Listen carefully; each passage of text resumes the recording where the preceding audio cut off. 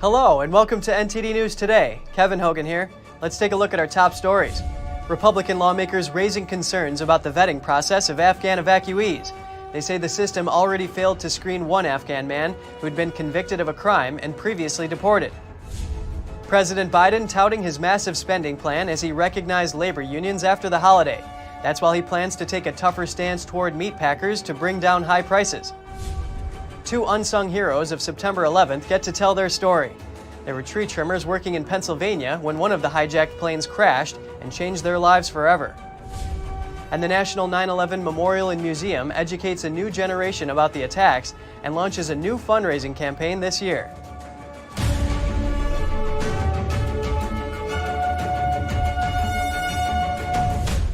Over 40 Republican lawmakers are raising concerns about the DHS's vetting process of Afghan evacuees. They say the databases the agency is using have failed to accurately screen illegal immigrants wanted for murder in the past. NTD's Jessica Beatty reports.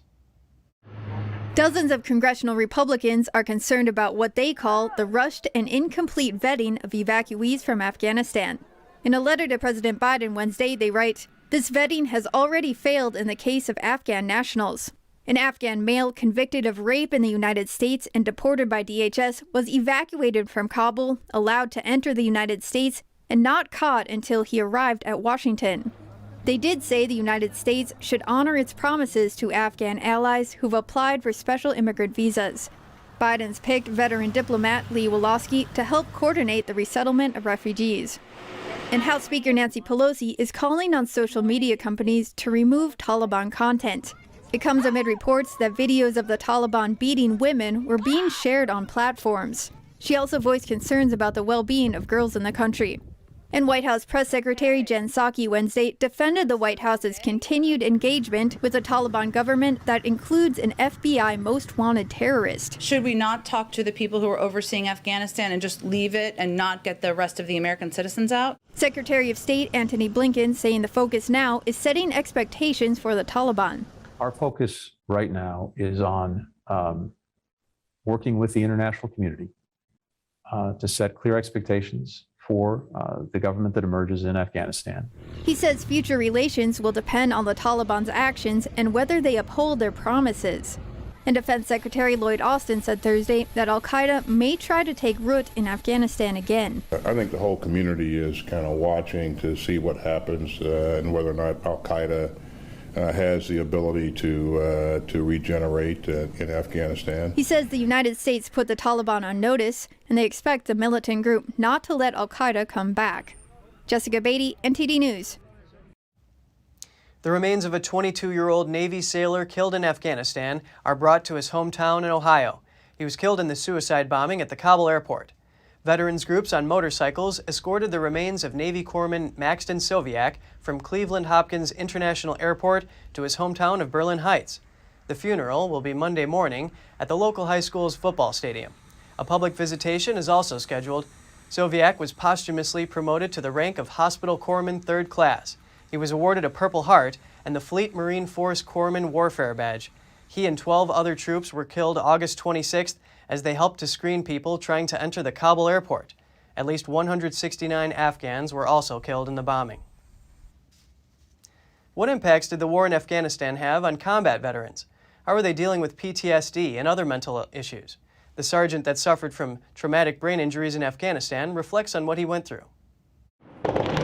It was May 2008, and Marine Corps Sergeant Billy B. was sitting behind a mud wall when shots came from a nearby hut. As B poked his head above the wall to look for targets, a shot hit the top of the wall near his head, exploded the mud, and knocked him backward. I draw down, seeing a head poke through the window, and when that happened, that's the last thing I remember. The shot had actually come from probably 200 yards away from a complete opposite direction, and that's basically all I remember. The concussive effect of the bullet caused traumatic injury to the front of his brain. That's where short-term memory and reasoning are processed. On top of that, he suffered another head injury in 2010. B was later diagnosed with PTSD, depression, and rage disorder. The sergeant says the naval doctor he saw was great about explaining the physiology of what was going on. Not just, hey, if you have PTSD, this happens. This is the bodily process that is going through your mind. This is why you're acting this way. And if it wasn't for him, I probably wouldn't have gotten help. B left the Marines in 2013, but still endured depression and flashbacks. 2 or 3 times a week, he woke up feeling adrenaline rushing through his body, as if readying himself for a fight. During the day, a mild irritant for most people could turn into fury in him. I mean, we all know the symptoms, your rage, it's not always what you see in the news, it presents differently for every single person. With help from his wife, B eventually got treatment. Today, the veteran is routinely quoted in news stories published worldwide. He's often cited as an example of how the Veterans Administration struggled to adequately care for troops suffering from mental health problems brought on by their service. 20 years after 9/11, scars still linger. 2 survivors are telling their stories of how they lived through the unthinkable, both back then and how they made it through till today.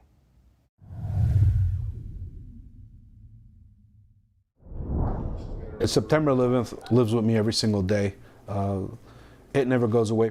Will Jimeno used to serve the Port Authority of New York and New Jersey Police Department, but injuries to his left leg ended his lifelong dream of being a police officer. I always laugh. The kids always laugh. I always say we're from New Jersey. In New Jersey, we have tolls, so the terrorists must have known I keep my quarters in here. And I make light of it a little bit because I think you have to find some humor in things. He was ready to die, buried in 20 feet of rubble from the collapsed World Trade Center. A fallen wall pinned his left side in the darkness. He screamed for help and started getting thirsty a few hours later. I know it sounds silly, but I said, God, when I get to heaven, can I have a glass of water? I was so thirsty from the concrete. And at that point, that's all I asked. And that's when I see this figure coming toward me. And he's coming toward me, and I get a peace come over my body. And what does he have in his hand? And I tell people you can laugh about it, but he had a bottle of water. And that rejuvenated, that gave me a fighting spirit. Jimeno suffered from post-traumatic stress disorder for 3 years. On his bookshelf sits a cross and a miniature twin towers. September 11th did not destroy us in the way the terrorists wanted us to be destroyed. Another survivor, Desiree Beauchat, lost her colleague James Patrick Berger that day. He perished when helping others evacuate the South Tower. And I watched Jim go down the corridor. He was doing another sweep. He wanted to make sure everybody knew that they needed to leave. It was time to go home. Jim did not make it out. And then I was able to get onto an elevator. At the beginning, Beauchat told everyone she was fine, but she couldn't multitask anymore. Remarks that used to bother her stirred no reaction. She was functioning, but through a fog that took over a year to lift. And I left about 400 people on the 78th floor sky lobby. On that day, 2,749 people died at the Trade Center, 176 from my company, and 19 from my floor. Beauchat now works as a tourist guide for the 9/11 Tribute Museum. Family members of those killed in the terrorist attacks of September 11, 2001 honor the memory of their loved ones as the 20th anniversary of that infamous day approaches. 20 years ago, Andrea Haberman was killed in the terrorist attacks of September 11, 2001. Her father, Gordon Haberman, has saved almost every note she ever wrote. Thank you, Dad, for always being there, helping me. It means a lot, and I love you a ton. The family has decided to donate the items she had with her when she died to the 9/11 Memorial Museum in New York. Found in the rubble were a pair of glasses, her checkbook, credit cards, car and house keys, and a cell phone. Haberman was in New York for the first time for her work at a brokerage firm in the North Tower, but she had reservations about going. We had both, Andrea and I, had watched the 93 bombing and how terrible that was. And, that in the back of our minds. And she was nervous about the trip. Gordon Haberman has been to Guantanamo Bay 4 times for the proceedings against the 9/11 conspirators.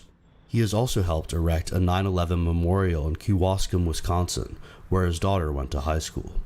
It wasn't just the people in the Twin Towers and at the Pentagon that day. Passengers on Flight 93 prevented their hijacked plane from reaching its target. For the first time since 2003, Jack Grancolis will travel to the Flight 93 National Memorial in Pennsylvania to mark the 20th anniversary of 9/11 and the death of his pregnant wife, Lauren Grancolis. This anniversary is big because it's 20 years. But every year it's a gut punch. There's no question. It's, we'll live with the scars the rest of our lives. Lauren was on Flight 93. The hijacked plane crashed in a field as passengers and crew tried to regain control of the plane from 4 al-Qaeda terrorists. All 44 people on board were killed. The 38-year-old was returning home to San Rafael, California, after attending her grandmother's funeral in New Jersey.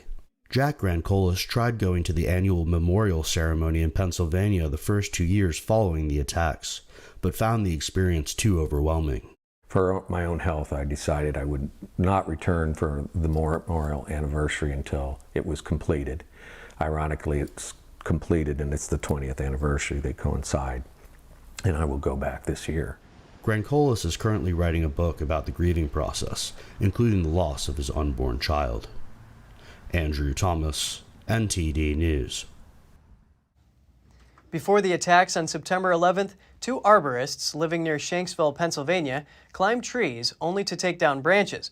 But when a hijacked airliner slammed down in a fiery explosion, turning a grove of hemlocks into a gruesome crime scene, the 2 were called in for a task that transformed their lives.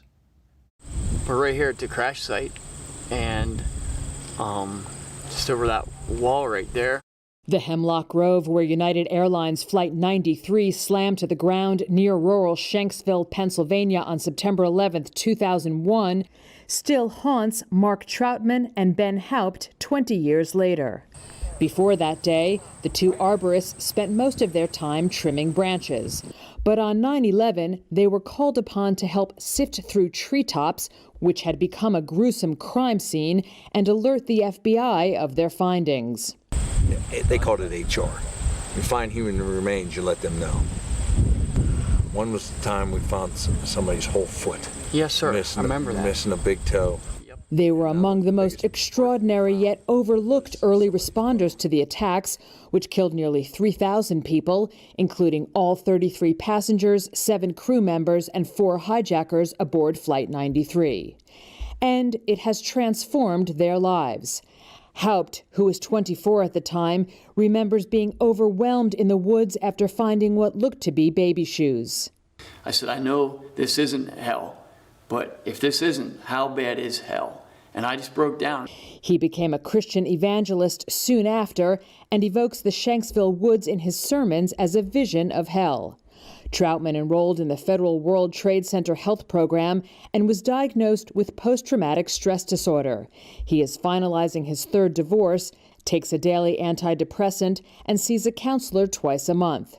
Their recent visit to the Shanksville site was the first time they had seen each other in over a decade. Oh, we're just guys. We're tree dogs. We're just tree guys. We retrieved evidence for the FBI, and we're proud that we did it. It's part of our life. It's the most important thing that I've ever done. And I tell my therapist that. The 2 walked as close as possible to the site, which is now off limits, designated as a sacred ground for those who lost their lives among the grove. In the 20 years since September 11th, a new wave of young people has grown up without truly grasping the impact of that infamous day. At the 9/11 Memorial and Museum, President and CEO Alice Greenwald has the task of educating this new generation. For those of us who witnessed 9/11 20 years ago, it's seared into our consciousness. We cannot ever not remember what our eyes saw. But for this generation, it's history to be learned. Ahead of this year's anniversary, the museum and memorial launched a new educational campaign and fundraiser called the Never Forget Fund. Money donated to the Never Forget Fund will support educational campaigns to teach young people about the attack and the global aftermath. So 9/11, this memorial, this museum, tells a story about the best of human nature in response to the worst. Every year, the 9/11 Museum and Memorial leads the national remembrance by reading the names of those killed. The ceremony includes 6 moments of silence for when each of the World Trade Center towers was struck and collapsed. as well as the attack on the Pentagon and the crash of Flight 93 in Pennsylvania. And we need to remind this generation that they have the capacity for unity, for hope, and for resilience when faced with challenges that you couldn't imagine. In the evening, the annual tribute in light will shine from where the towers once stood. There is some concern that after the 20th anniversary, interest in September 11th will fade. Greenwald said the 9/11 Memorial and Museum will make sure we never forget. Andrew Thomas, NTD News. The 20th anniversary of the deadly 9/11 attacks is approaching, and webcam network Earthcam is sharing the longest time-lapse project it has ever produced. The footage starts with a shot of the still-standing Twin Towers and pictures of some of the victims killed after the buildings collapsed. Then comes 20 years worth of images that document the progress made to rebuild the 16-acre site. The video includes shots from a webcam set up by Earthcam CEO Brian Curry days after the attack. Over time, more than 13 million individual photos were taken from more than 100 angles. All of the content collected over the past 20 years, including the original Earthcam camera, has been donated to the National September 11th Memorial and Museum. September 11th had a dramatic impact on U.S. military recruitment. The attack inspired more young Americans to join the Army. Many of them say 9/11 made them reconsider their paths in life. Here's more. The aftermath of 9/11 saw a surge in military recruitment. Data from the United Services Organization shows that more than 180,000 Americans enlisted in the armed forces following the attack in 2001. According to the Department of Defense, the figure represents an 8% rise in increase. The Army and Marine Corps continued to grow year by year until about 2010. The attack on the Twin Towers prompted the U.S. to wage a global war on terror. Its goals were clear: to locate Osama bin Laden and dismantle al-Qaeda. Many patriotic young Americans stepped forward to serve their nation. Alaska Senator Josh Revick was recruited after the September 11th event. The veteran said the attack inspired him to reconsider his life path. While para-Olympic athlete Casey Owens grew up in the shadow of 9/11, he said he entered the military to make sure it doesn't happen again. Some say 9/11 took more than just lives. It took America's sense of security. A similar reaction emerged after Pearl Harbor, a raid that killed thousands of U.S. soldiers and civilians.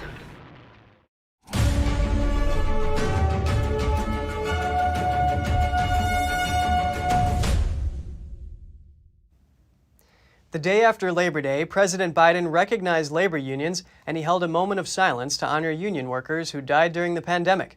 His administration is also planning to take tougher action to curb rising meat prices. President Biden praised the labor movement and said its contributions have increased the prosperity of American workers. During his remarks, he also touted his spending plan. We're going to build back better. We have to. We must. We will. Because that's who we are. That America wasn't built by Wall Street. They're not all bad folks on Wall Street. I'm not suggesting that. But they didn't build America. It was built by the middle class. And unions built the middle class.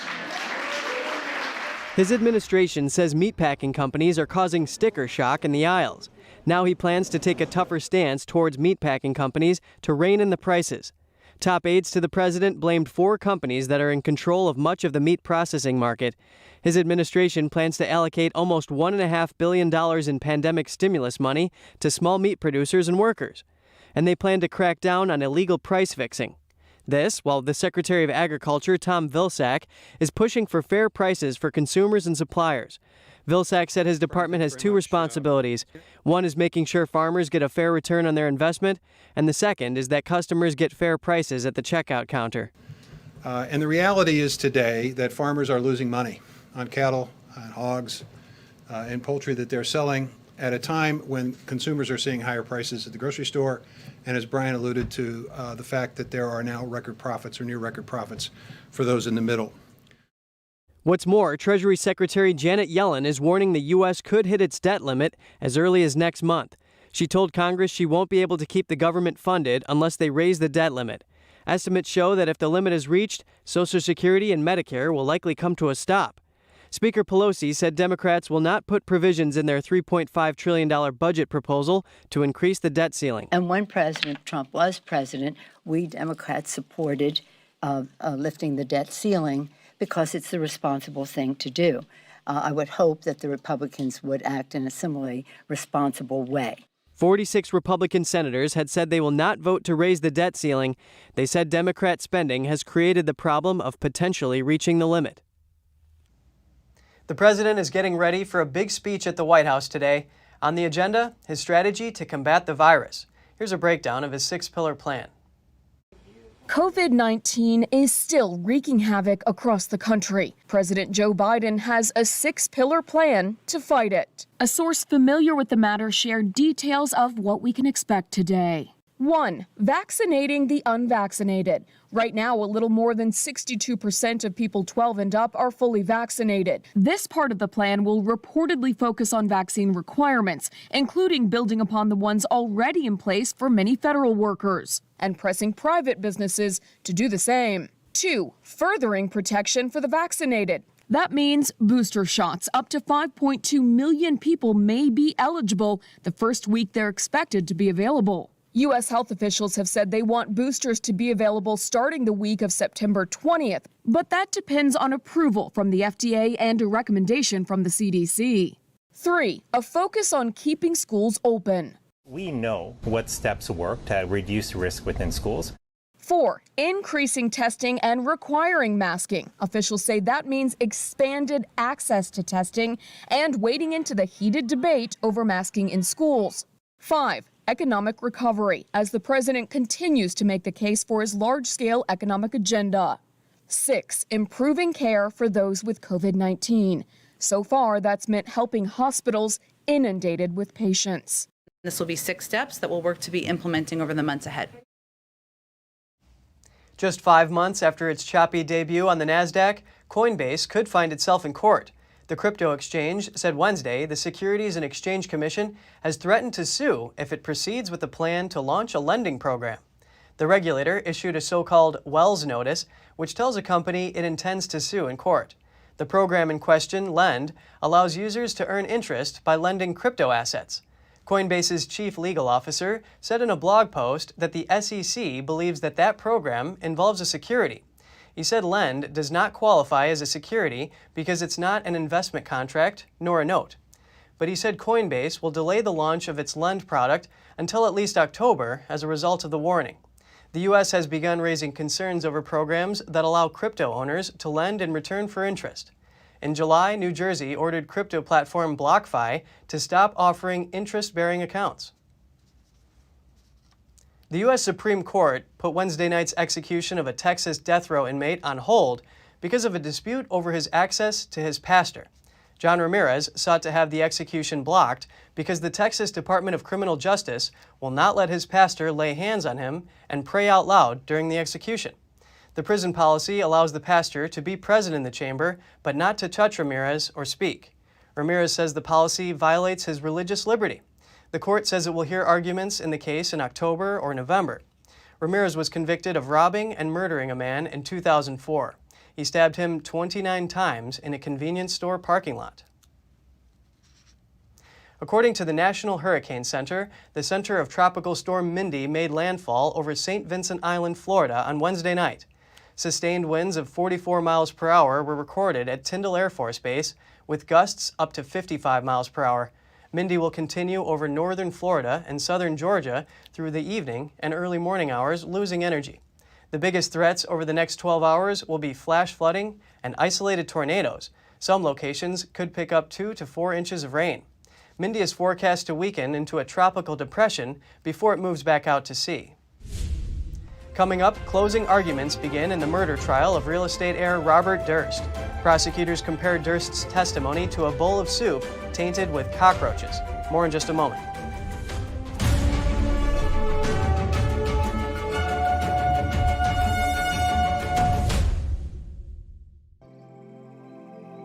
We're becoming more and more urban. We lose our connection with nature.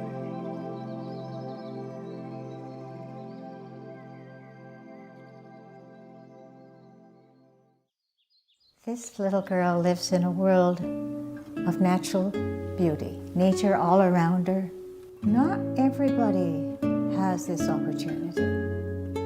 Things are growing all around her, all sort of handmade things. The artist has portrayed a scene that is so comforting and so grounded that we can experience this ourselves. The artist himself has to be absolutely natural. And it's not easy to do because children are hard to paint. Birds are hard to paint. They don't sit still. This is quite an accomplishment, reflecting nature back to us.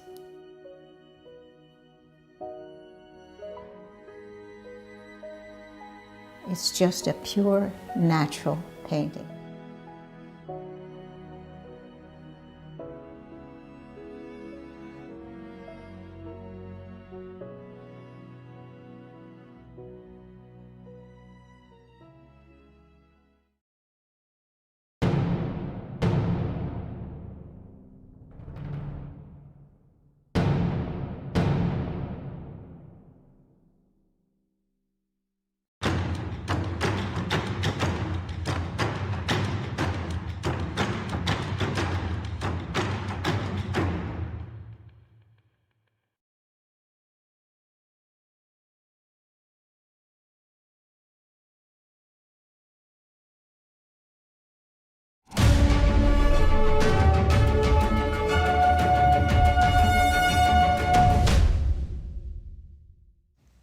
In recent times, numerous teachers have spoken out against the curricula they're required to teach.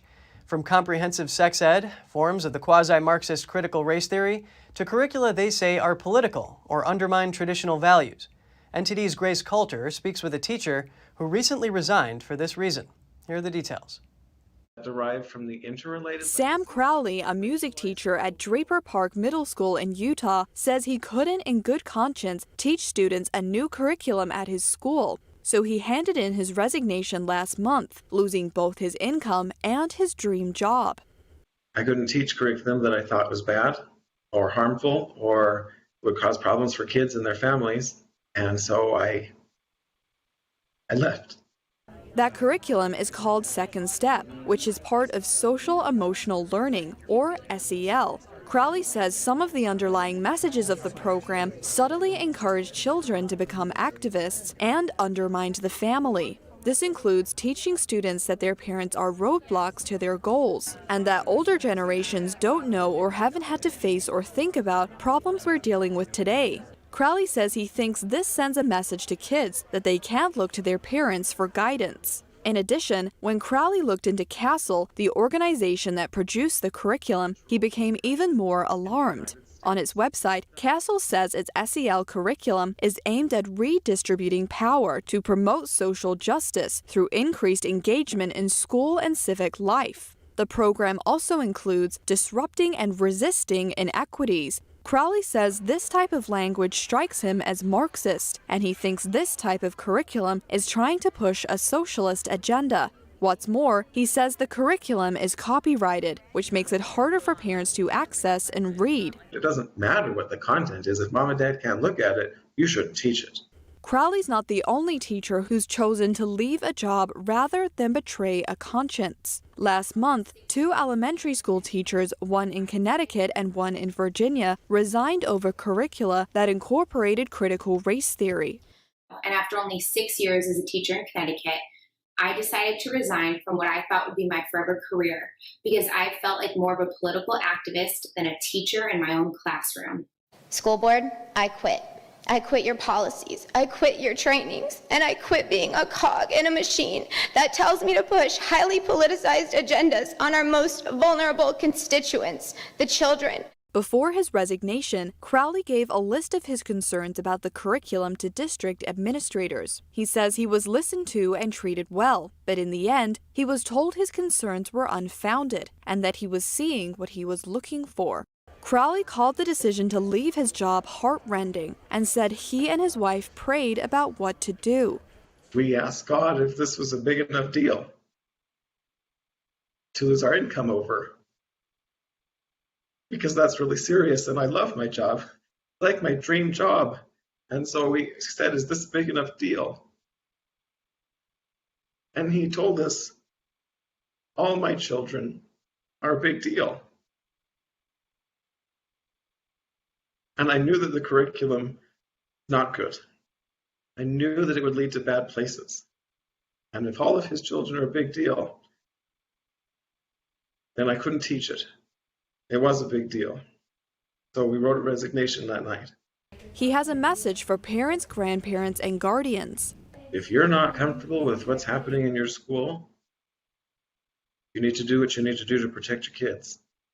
We have to protect the kids. We have to teach them right and wrong. We have to teach them the basic values that make America, America.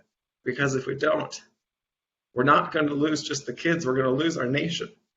Crowley says God gave him the strength to take a stand, and so he says he can do the same for everyone else too. He says it won't be easy, but it will be worth it. Grace Coulter, NTD News. Republican gubernatorial candidate Larry Elder vowed to save California shortly after he was forced to end a walkthrough of Venice Beach's homeless encampments. Over 10 hecklers harassed him and threw objects. Elder says his security staff member was also shot with a pellet gun. Video shows that a woman who was riding a bicycle in a gorilla mask with pink hair just missed hitting him with an egg. Elder is then shuffled into an SUV by security.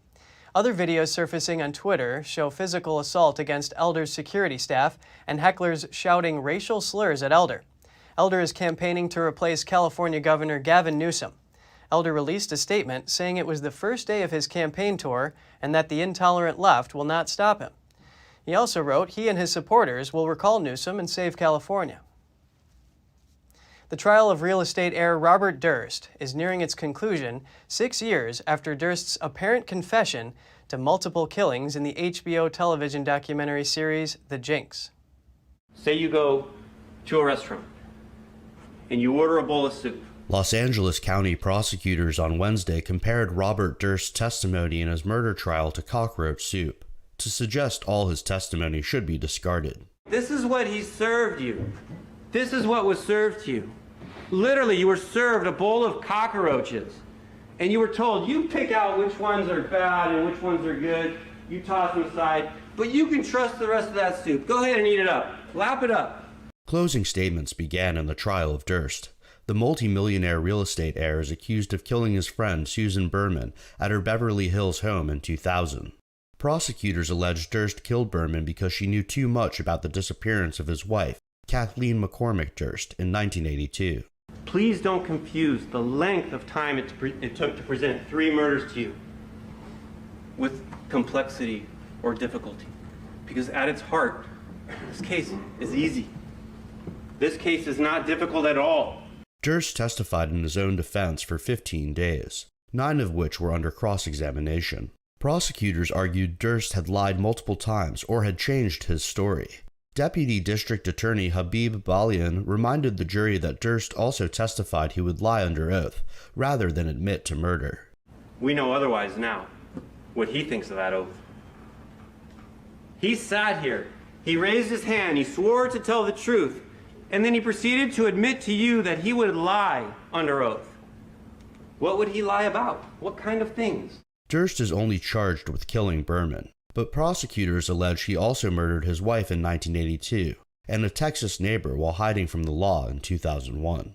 Durst famously appeared to confess while shooting the HBO documentary series The Jinx. He was caught on a hot mic saying to himself, "What the hell did I do? Killed them all, of course." Andrew Thomas, NTD News. The Transportation Department Inspector General says it's reviewing how officials prevent everyday flights and commercial space flights from sharing the same airspace and potentially colliding.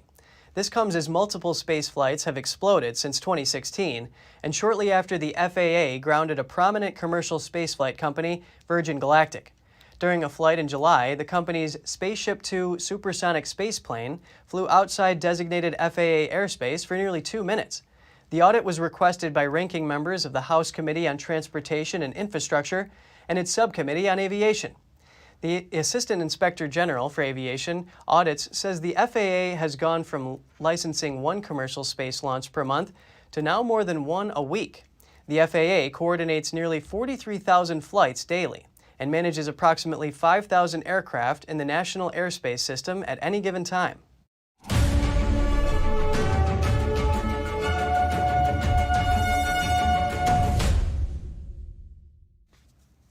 Hong Kong police raid a museum dedicated to the victims of China's 1989 Tiananmen Square massacre. The museum was already closed down, but police still made an arrest and confiscated materials. The reason for the raid was unclear. Police did not immediately reply to a request for comment. Officers were seen loading a truck with materials taken from the museum. A member of a pro-democracy group is also seen being led out of the building into police custody and into a van.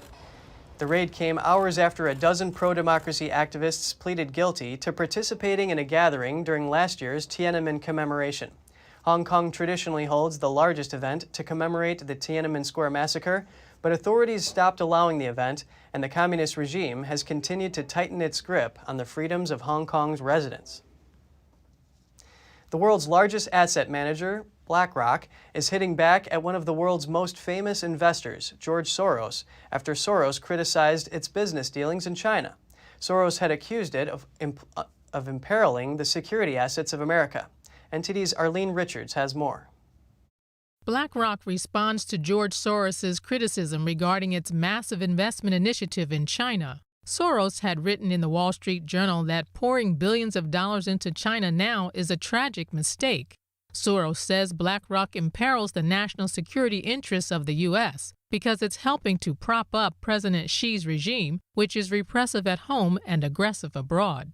BlackRock responded, "The United States and China have a large and complex economic relationship." It said through our investment activities, U.S.-based asset managers and other financial institutions contribute to the economic interconnectedness of the world's two largest economies. It's based on greed and avarice, and I think there's also influence from the Communist Party inside. I think likely the Communist Party has some influence inside BlackRock and trading favors with BlackRock to give them this license to operate a whole. Emma Muehlman is an analyst at Ascend Investment Management.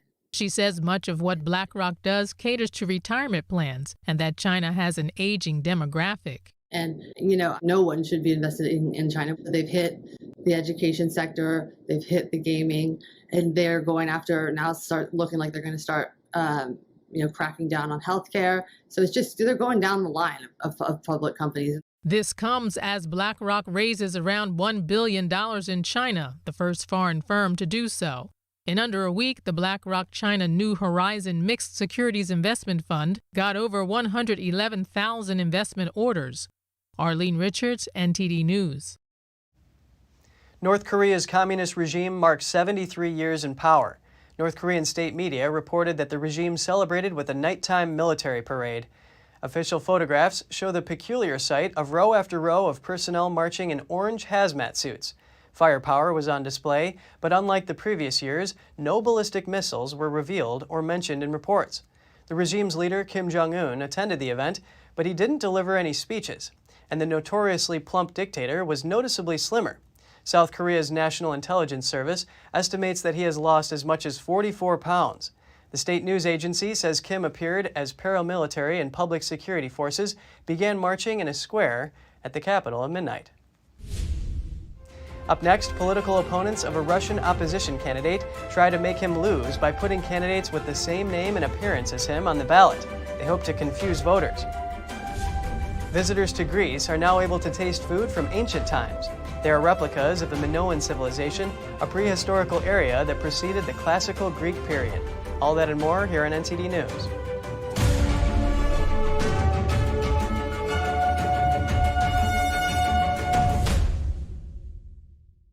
Is deep-sea fish oil really healthy? Due to pollution in the oceans, most fish contain heavy metal elements and radioactive substances. That's why it's so important to choose a pure source of omega-3. Puritan Green Vegetable Omega-3 is made from purslane and perilla seeds, which are rich in nutrients and minerals, especially vitamins A, D, E, calcium, and iron. With natural processing and no harmful chemical additives, it has more than 90% concentration of omegas 3, 6, 7, and 9. It effectively improves brain power and is beneficial to the heart's health. Puretang Omega-3 does not smell of fish and contains no pollutants, so both adults and children can safely and easily consume it over a long period of time. Puretang Green Vegetable Omega-3. Eat 2 a day and you'll feel brand new!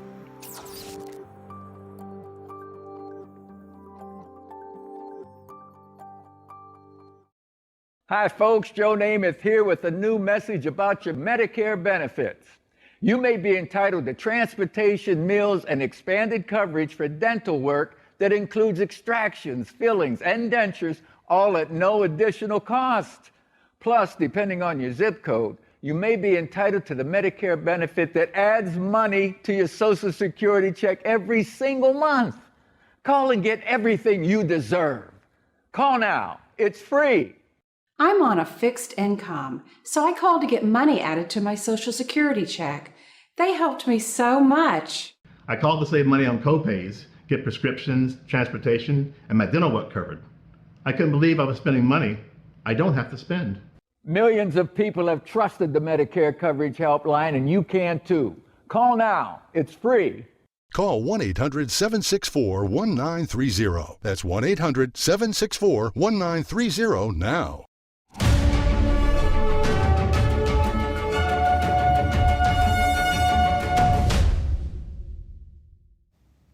The UK is preparing to send migrant boats back to France.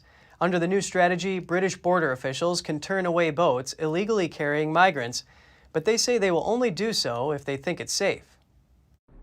Crossing the English Channel may be about to get even more dangerous for those seeking a new life in the UK, under plans approved by Britain to turn away boats illegally carrying migrants to its shores. Britain's border officials will now be trained to force boats away from its waters, with Prime Minister Boris Johnson's spokesman saying they were looking at safe and legal ways to do so. Charities said the plans could be illegal. Channel Rescue, a citizen patrol group on the English coast, said international maritime law stipulated that ships have a clear duty to assist those in distress. The move risks deepening a diplomatic rift with France over how to deal with the surge of people crossing the English Channel in dinghies. France's Interior Minister Gérald Darmanin has said forcing boats back towards the French coast would be dangerous and that the United Kingdom must stick to its commitments on migrant crossings. In July, France and Britain agreed to deploy more police and invest in detection technology to clamp down on channel crossings. French police have confiscated more dinghies, but they say they cannot completely prevent departures.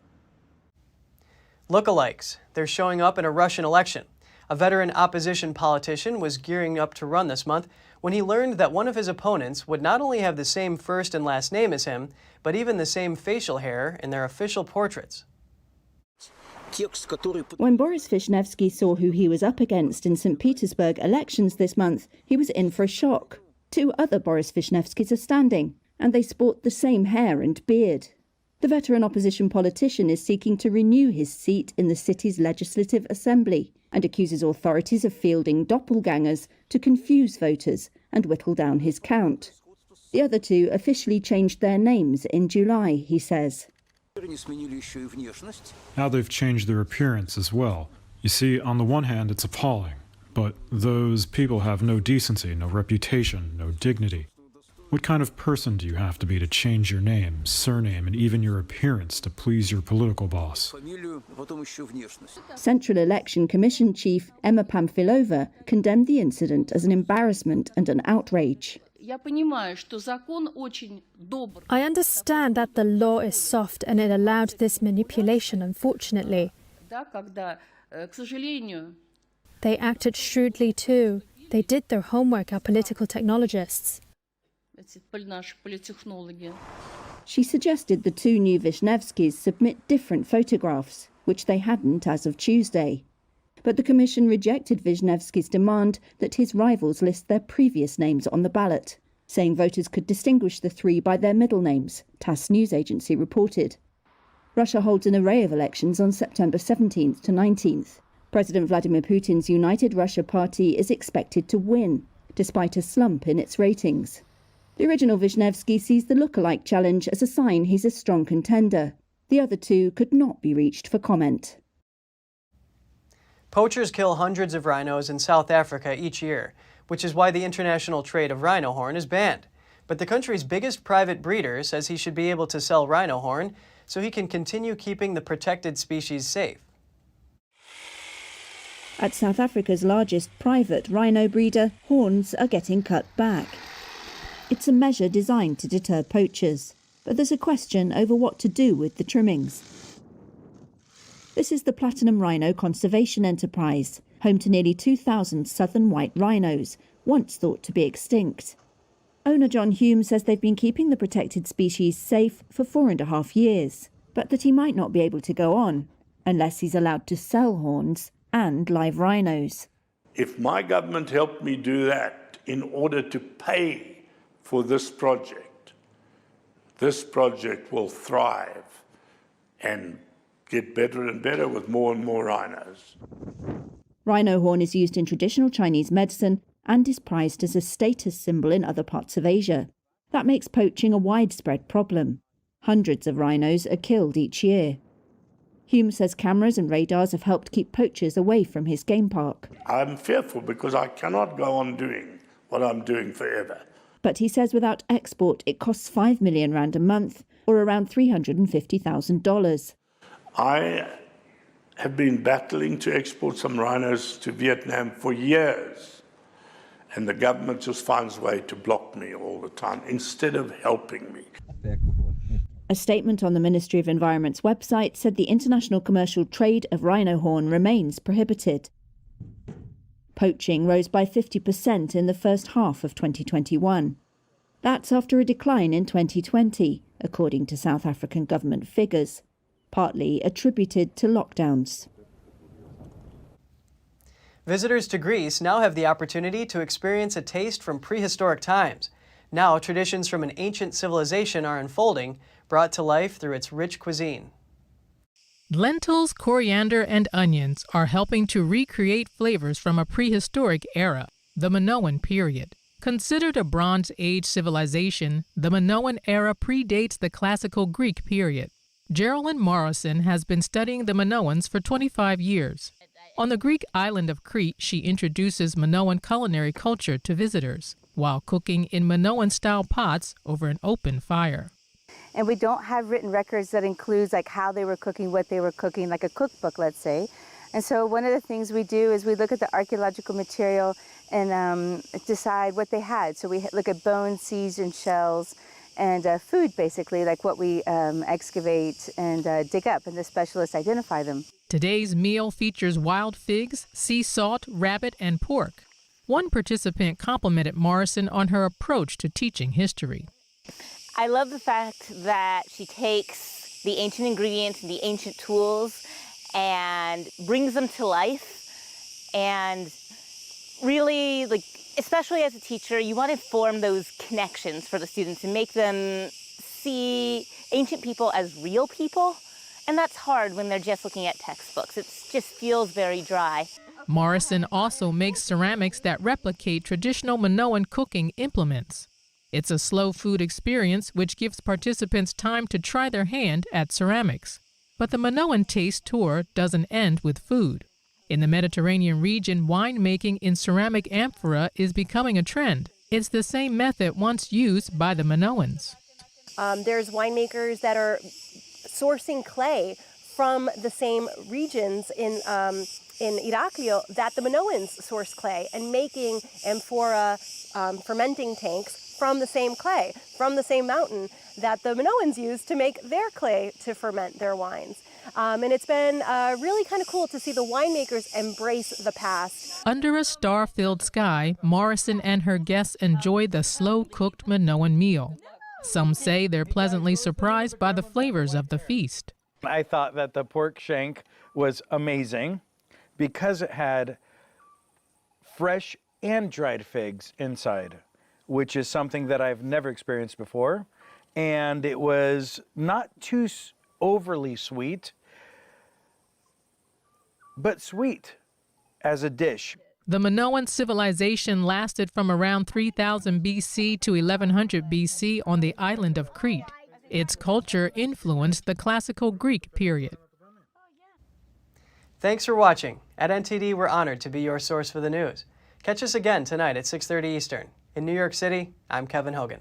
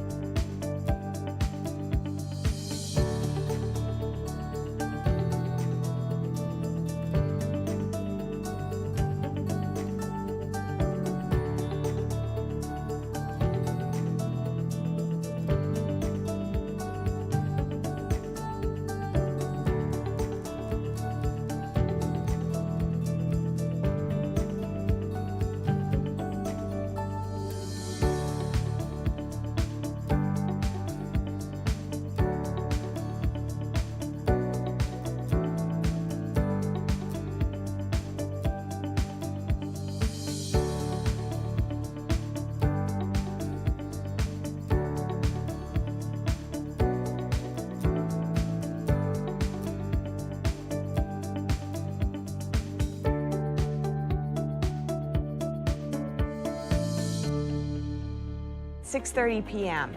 Find your local NTD channel at ntd.com/TV.